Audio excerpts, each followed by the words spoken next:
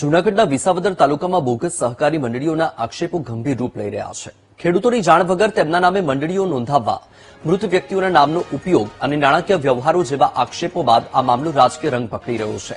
ખાંભા ગામ બાદ હવે મોટી મોણપરી ગામના ખેડૂતો પણ આ મામલે સામે આવ્યા છે। ખેડૂતોનું કહેવું છે કે વર્ષ 2023માં તેમની સહમતિ, સહી કે ઓળખ વગર અંદાજે 100 જેટલા ખેડૂતોના નામનો ઉપયોગ કરીને 7 મંડળીઓ નોંધાઈ હતી।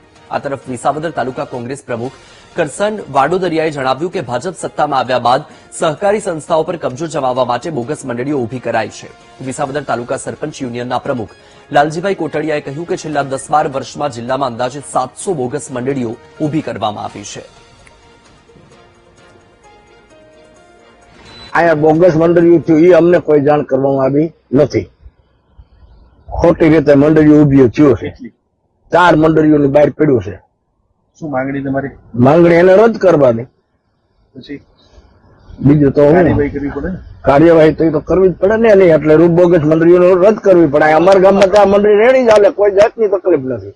અત્યાર સુધી લગભગ 2010 સુધી આ તાલુકાની અંદર કુલ 22 જેટલી મંડળીઓ હતી, કાયદેસરની અસ્તિત્વ ધરાવતી હતી, કે જે દર વર્ષે પાક ધિરાણ અને આવું બધું કાર્ય કરતી હતી ખેડૂતોને હિત માટેના।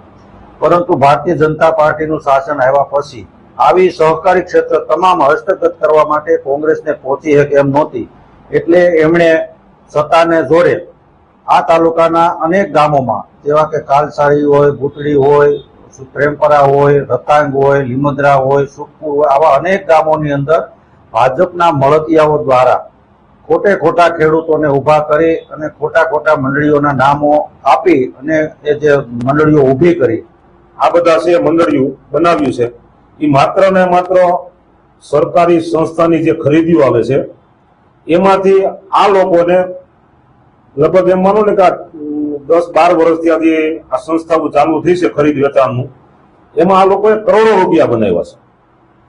ખેડૂતોને એક ખેડૂતોની માંડવી નાખવા માટે, કે સોયાબીન હોય કે ઘઉં હોય કે શેણા હોય, એમાં 100 મણ કે 125 મણ કે 150 મણની જે ખરીદી સરકાર બહાર પાડે છે, આમાં 5000 થી માંડી અને તમને કહો 15-20 હજાર રૂપિયા લગભગ એક ખેડૂત પાસેથી આ લોકોએ પૈસા લીધા છે। તો આજ દિન સુધી અમારી પાસે કોઈ લેખિત રજૂઆત આવેલી નથી।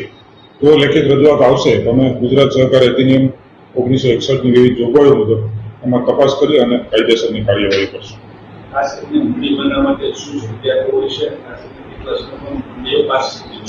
મંડળી માટે અલગ અલગ પ્રકારની મંડળીઓ માટે અલગ અલગ ડોક્યુમેન્ટ હોય છે। જેમ કે સેવા મંડળી હોય તો એમાં જમીન ધારણ કરતા ખેડૂતો સભાસદ હોવા જોઈએ, દૂધ મંડળી હોય તો દૂધ ઉત્પાદકો સભાસદ હોવા જોઈએ, ફિશરીઝ મંડળી હોય તો ફિશરીઝના વ્યવસાય સાથે જોડાયેલા લોકો સભાસદ હોવા જોઈએ।